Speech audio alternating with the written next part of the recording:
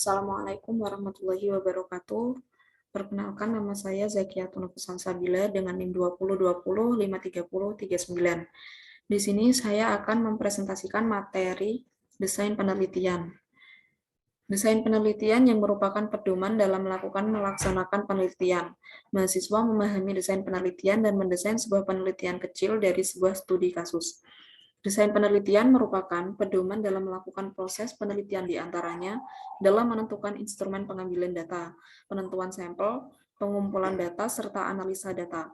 Dengan pemilihan desain penelitian yang tepat, diharapkan akan dapat membantu peneliti dalam menjalankan penelitian secara benar. Tanpa desain yang benar, seorang peneliti tidak akan dapat melakukan penelitian dengan baik, karena tidak memiliki pedoman penelitian yang jelas. 8. Case study research. Latar belakang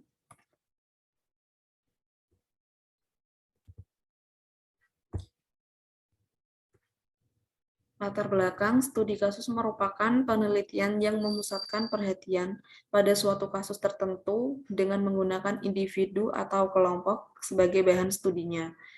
Biasanya difokuskan untuk menggali dan mengumpulkan data yang lebih dalam terhadap objek yang diteliti untuk dapat menjawab permasalahan yang sedang terjadi. Dapat dikatakan bahwa penelitian studi kasus bersifat deskriptif dan eksploratif.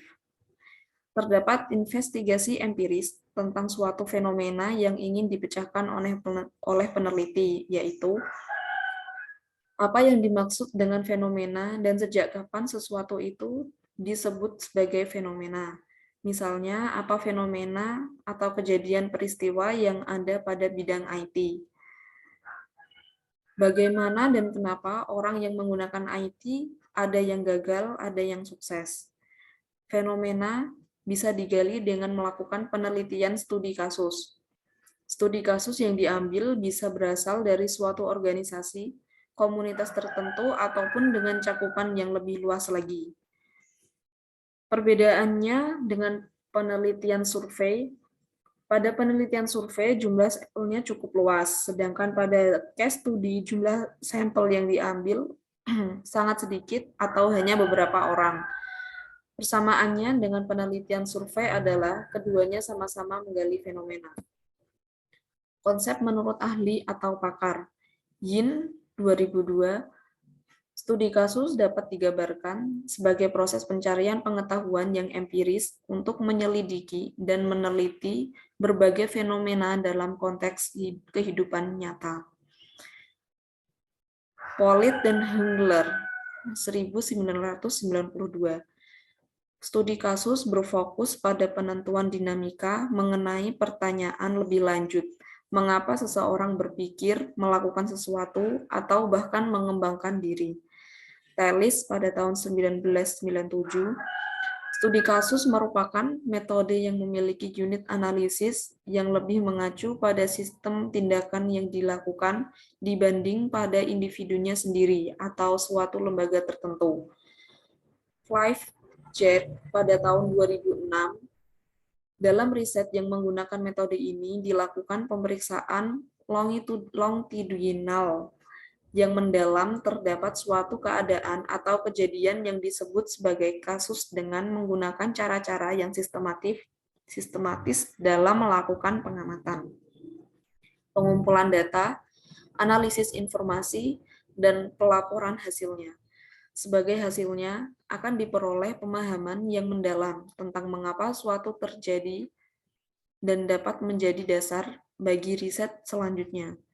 Studi kasus dapat digunakan untuk menghasilkan dan menguji hipotesis. Selanjutnya ada Yin 2002 dan Lamnek 2005 menyatakan bahwa studi kasus adalah suatu strategi riset, penelaahan empiris yang menyelidiki suatu gejala dalam latar kehidupan nyata. Strategi ini dapat menyertakan bukti kuantitatif yang bersandar pada berbagai sumber dan perkembangan sebelumnya dari proposisi teoretis. Studi kasus dapat menggunakan bukti baik yang bersifat kuantitatif maupun kualitatif. Penelitian dengan subjek tunggal memberikan kerangka kerja statistik untuk membuat inferensi dari data studi kasus kuantitatif. Tujuan penelitian studi kasus. Untuk tujuan studi kasus secara umum bisa dirinci sebagai berikut. Peneliti menggunakan metode untuk memahami atau menyesuaikan permasalahan yang diteliti. Efektif untuk menunjukkan hubungan responden dengan peneliti, memungkinkan para pembaca untuk menemukan hasil yang berkaitan dengan konsistensi gaya, faktual, dan internal, yaitu berupa kepercayaan pada hasil penelitian tersebut. Sedangkan tujuan studi kasus secara spesifik bisa dijabarkan sebagai berikut. Pada bidang psikologi, dapat mengungkap atau mendapatkan informasi pada suatu perilaku, sikap, respon, pemikiran kognitif, dan sebagainya.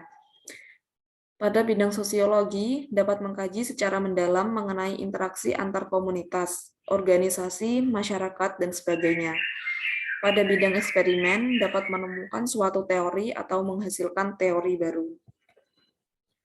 Jenis-jenis penelitian studi kasus. 1. Studi kasus eksplanatori. Studi kasus eksplanatori merupakan studi yang cocok digunakan untuk penelitian dengan jenis studi kasus kasual. Penelitian studi kasus eksplanatori bertujuan untuk memaparkan atau menjelaskan suatu hubungan antara dua variabel atau lebih.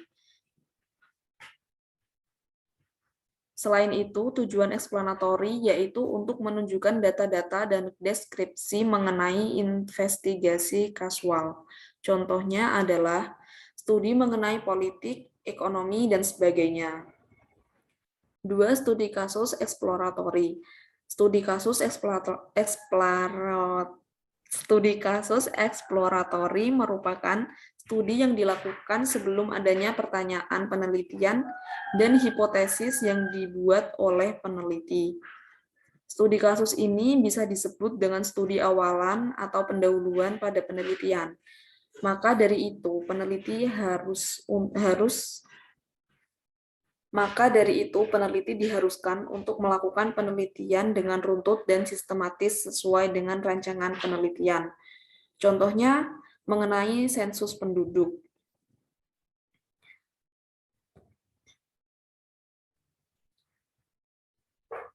Studi kasus kemasyarakatan.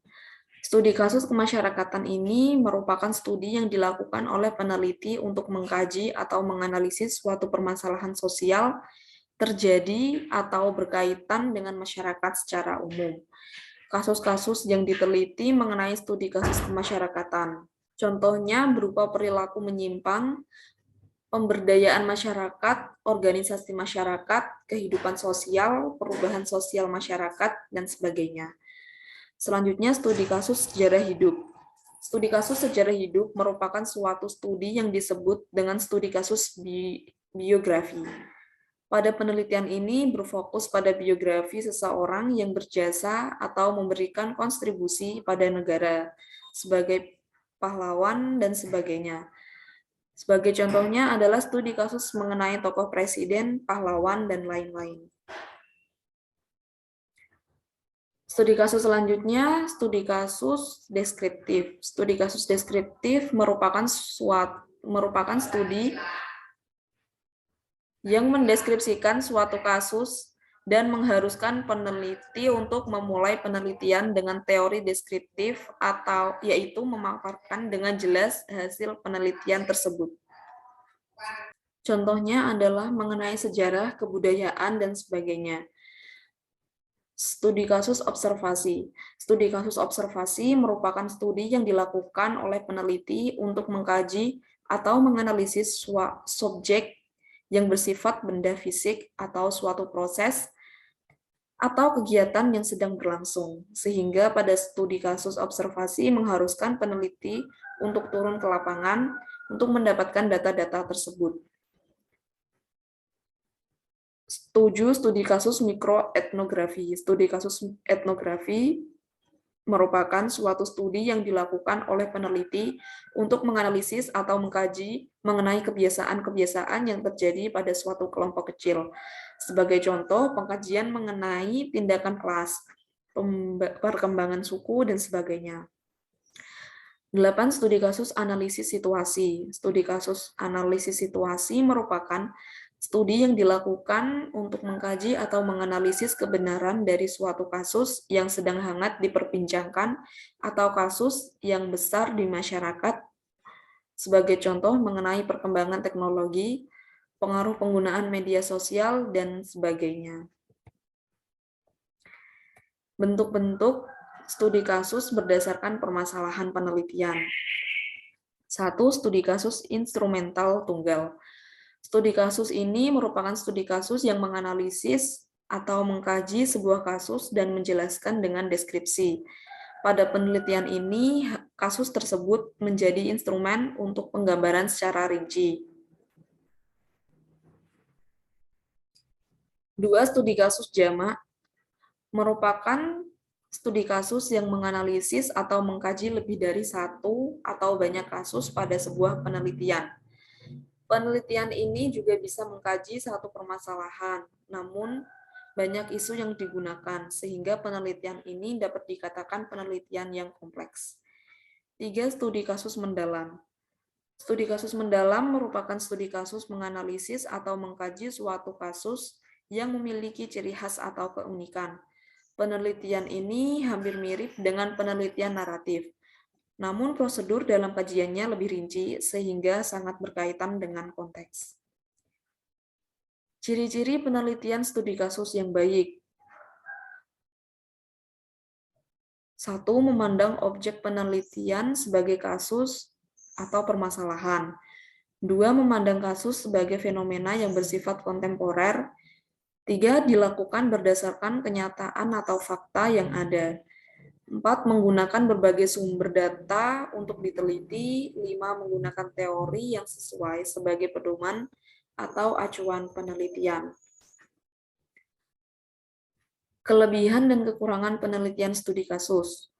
Kelebihan atau keunggulan penelitian studi kasus diantaranya, studi kasus dapat mengungkap hal-hal spesifik, detail, dan rinci yang tidak bisa dijelaskan dengan penelitian yang ada. Selain itu, penelitian studi kasus juga dapat menguak makna di balik permasalahan atau fenomena yang diteliti dengan kondisi yang apa adanya. Studi kasus tidak hanya sekedar memberikan laporan secara faktual, akan tetapi dapat juga memberikan suasana, nuansa, dan pikiran-pikiran yang dapat dikembangkan menjadi bahan penelitian lain selanjutnya. Untuk kekurangan atau kelemahan penelitian studi kasus, yaitu pada penelitian kuantitatif. Studi kasus akan dipersoalkan karena segi reliabilitas, validatis, dan generalisasi. Studi kasus tidak selalu cocok dengan menggunakan penelitian kuantitatif, karena tujuannya menggeneralisasi. Studi kasus yang bersifat observasional mengharuskan peneliti untuk terjun langsung supaya mendapatkan data yang valid. Langkah-langkah dalam penelitian studi kasus. 1. Pemilihan kasus. Haruslah berdasarkan alasan yang matang, sehingga penelitian tersebut berjalan dengan proses-proses penelitian sesuai prosedur dan dapat mencapai tujuan penelitian. Kasus tersebut harus disesuaikan bidang-bidang yang disesuaikan dengan tujuan penelitian. Selain itu, kasus yang dijadikan permasalahan tersebut haruslah masuk akal dan ada latar belakang yang jelas. 2. Pengumpulan data disesuaikan dengan penelitian, apakah harus menggunakan observasi, wawancara, analisis dokumen, survei, dan sebagainya. Pengumpulan data harus memperhatikan objek yang diteliti, sehingga data yang didapatkan dapat dibuktikan atau diuji secara valid.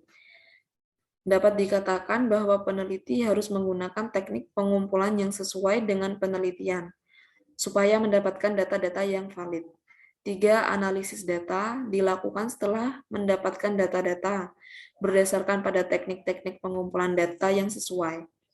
Setelah data-data tersebut dikumpulkan, maka peneliti menganalisis, mengorganisasi, dan mengklasifikasikan temuan-temuan tersebut. Teknik analisis data yang digunakan haruslah jelas sehingga tidak menimbulkan kerancuan analisis data.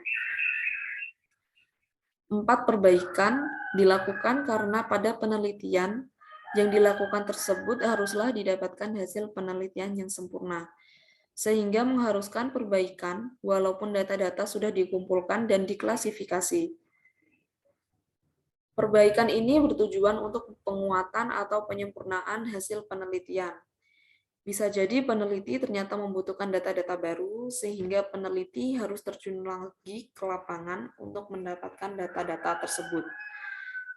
5. Penulisan laporan.